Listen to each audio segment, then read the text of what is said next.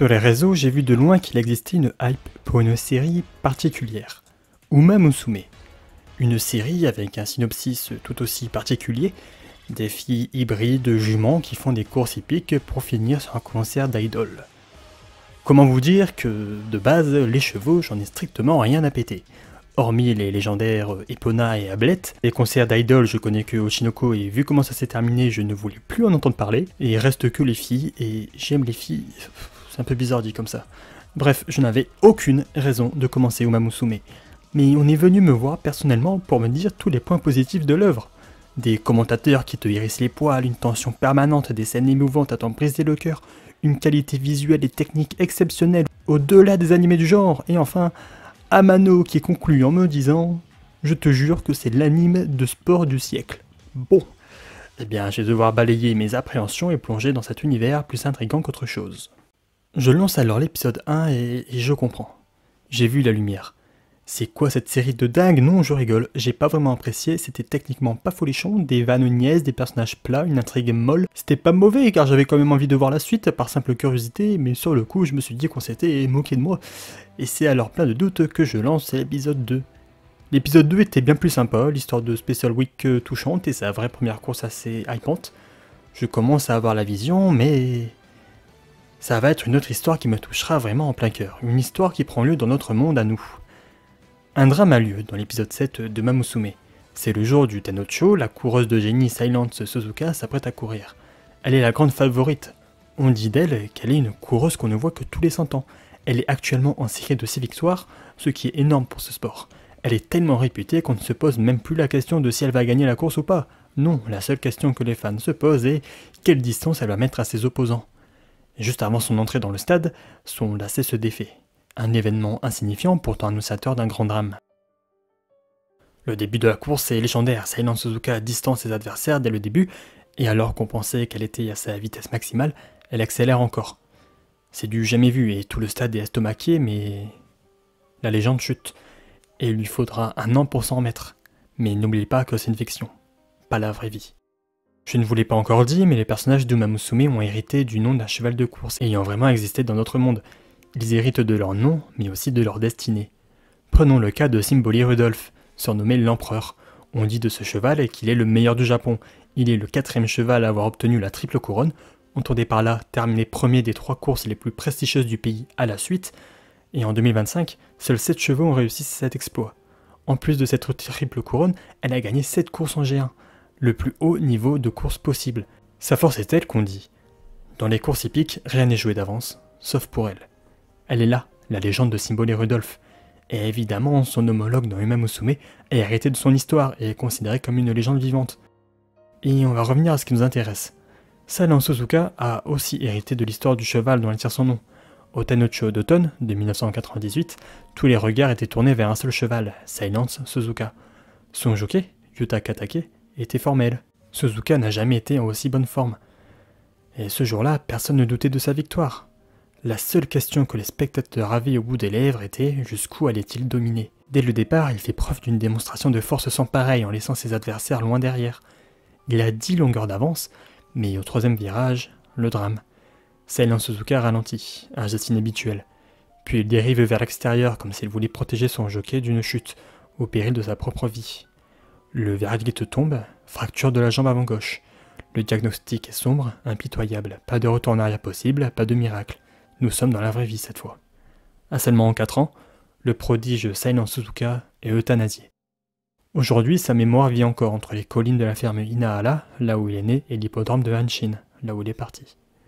Mais pour ceux qui l'ont vu courir ce jour-là, Silence Suzuka ne mourra jamais vraiment, et c'est avec cette pensée en tête que le créateur de Uma Musume, Kimura Yuito, je suppose que c'est lui, a décidé de mettre un pansement sur cette blessure ouverte saignant abondamment, en permettant à la Silence Suzuka de sa série de guérir de sa blessure et de réaliser son rêve en allant courir sur le sol américain.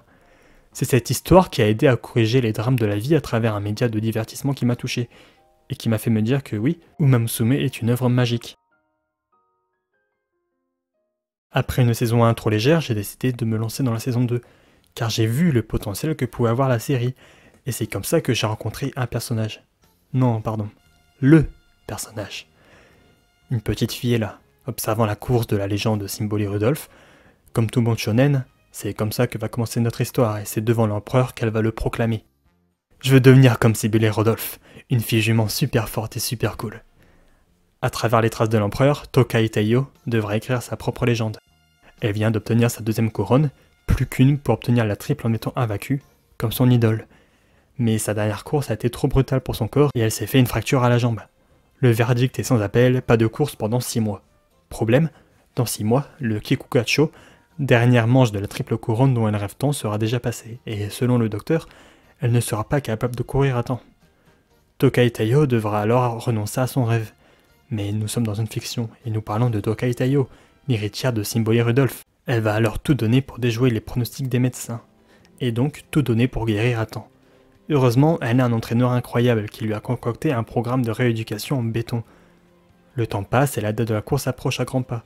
Elle retourne voir le médecin pour savoir si elle a vaincu ses pronostics et souvenez-vous, nous sommes dans une fiction. Dans une fiction où l'impossible devient possible, mais nous sommes dans une fiction particulière. Le verdict n'a pas changé, Taiyo n'est toujours pas en capacité de courir. Elle est donc incapable de réaliser son rêve, incapable de décrocher la triple couronne. Mais elle n'abandonne pas, elle n'a pas encore perdu. Tokai Taiyo peut toujours rester invaincue, et c'est avec cet objectif en tête que notre histoire va continuer. Tokai Taiyo est guérie, et elle est même devenue encore plus rapide qu'avant. Il est alors temps pour moi de vous présenter la deuxième héroïne de notre histoire, Meijiro McQueen.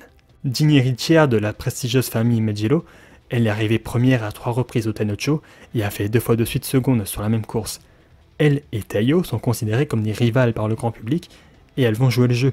Leur prochain terrain d'affrontement sera le Tennocho. En le gagnant, Meijiro réalisera son objectif de finir première 2 fois, et pour Taiyo, si elle gagne, elle continuera d'être invaincue. Vous vous rappelez? Nous sommes dans une fiction. Tokai Taiyo a déjà vu son rêve de décrocher la triple couronne se briser, mais elle s'est relevée, avec un nouveau but en tête, rester invaincue. Parce que dans tout beau manga de sport, tu peux chuter une fois, mais jamais 2, c'est interdit, c'est contre les règles même du shonen. Et c'est pour ça qu'après un duel intense, limite écrit pour être le climax d'un arc, Tokai Taiyo bat Meijiro McQueen. Enfin, c'est ce que j'aurais aimé vous dire, mais je vous ai menti. Oui, on est dans une fiction, mais pas n'importe laquelle. Ce que je viens de vous raconter, c'était ma version, celle qu'on aurait voulu voir. Mais dans la vraie histoire, dans la vraie saison 2 de Uma Musume, après un affrontement de haut niveau, c'est Meijiro McQueen qui l'emporte. Et pas de justesse, non, elle a surclassé Tokai Taiyo. Dans cette fiction, notre héroïne ne voit pas son rêve brisé une fois, elle le voit brisé 2 fois. Et c'est là que tout change, parce que cette saison 2, ce n'est pas l'histoire d'un rêve qu'on réalise, c'est l'histoire d'un rêve qu'on perd et d'une vie qu'il faut continuer malgré tout. On ne suit pas une jument qui veut devenir la meilleure coureuse du Japon, on suit une jument qui doit apprendre à vivre, à avancer, à exister, même quand tout ce qu'elle voulait s'est effondré.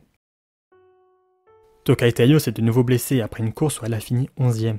Elle est totalement brisée et se demande maintenant quel rêve elle peut poursuivre, pour quelle raison elle doit courir. Mais heureusement, elle est toujours frustrée d'avoir perdu, et pour elle c'est bon signe, ça veut dire qu'elle veut toujours continuer les courses. Tokai Taiyo, déprimée, reçoit une invitation de sa rivale qui l'invite à la rejoindre dans son centre de rééducation, car McQueen s'est également blessée, mais rien de grave, je vous rassure. Après une magnifique scène, Meijiro accepte de devenir l'objectif de Tokai Taiyo.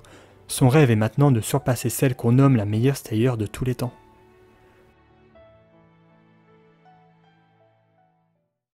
Nous sommes au Tennocho de printemps.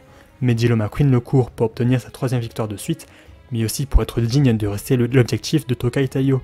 Le perdre signifie voir son rêve brisé, mais aussi en quelque sorte briser celui de Tokai. Souvenez-vous, nous sommes dans une fiction, et son héroïne ne peut pas avoir son rêve brisé une 3e fois. Et là, vous vous souvenez que nous sommes dans une fiction particulière, une fiction où le héros n'est pas toujours celui qu'on pense être. Rice Shower est une jument qui a refusé il y a quelque temps de courir parce que malgré elle, elle a brisé le rêve de Miyono Bourbon, en la vainquant lorsqu'elle était à 2 doigts de réussir la triple victoire de suite. Lorsque ça s'est produit, Rice Shower s'attendait à être acclamée. Elle a vaincu une jument extrêmement puissante après tout, mais c'est tout le contraire. Elle s'est faite huer parce qu'elle a brisé le rêve de Miyono Bourbon. Mais c'est cette même personne qui lui a fait comprendre qu'elle avait le droit de courir à nouveau, parce qu'elle était juste la meilleure. Meijiro McQueen est évidemment la vedette de ce Tennocho, mais Rice Shower est aussi présente, et pour la première fois, elle va voler la caméra et devenir l'héroïne de notre histoire, celle qui brise les rêves pour accomplir les siens.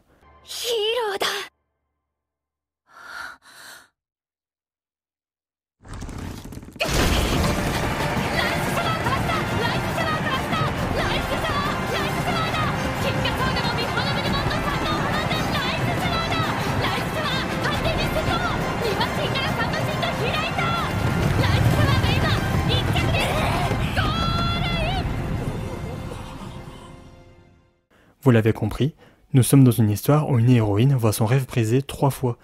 Et je vais m'arrêter là, je vais vous laisser découvrir la suite, et je vous rassure, vous n'avez encore rien vu.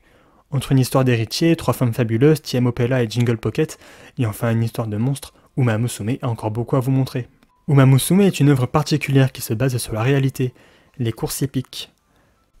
Un domaine pas forcément attrayant, en tout cas pas pour moi auparavant, et si l'histoire corrige certains drames de notre monde, les courses et leur finalité, elles, gardent le même résultat de notre média de divertissement. La vie n'étant pas un shonen, la série ne le sera pas non plus. Le héros pourra tout perdre malgré l'univers loufoque, Uma Musume reste une œuvre bien empreinte de réalisme. C'est une vidéo assez courte que je vous propose aujourd'hui, puisque mon but était juste de vous amener à lancer cette série de votre côté. Je vous ai brièvement parlé de la saison 1 et de la saison 2, mais croyez-moi, il vous reste encore beaucoup à voir au niveau de ces dernières, sans parler de la saison 3, des OAV, du film et de l'exceptionnel Cinderella Grey. J'aurais aussi pu vous parler du jeu vidéo, de la puissance de la licence au Japon, de ses scandales aussi, mais ce n'était pas mon objectif du jour. Aujourd'hui, j'ai voulu vous présenter l'œuvre sous ses meilleures coutures pour vous faire monter dans le train, et croyez-moi, quand vous aurez tout regardé, vous tiendrez la rengaine suivante. Le cheval, c'est trop génial. Le cheval, ça m'a pris très tôt. Le cheval, je trouvais trop beau d'aller au galop. Le cheval, c'est génial.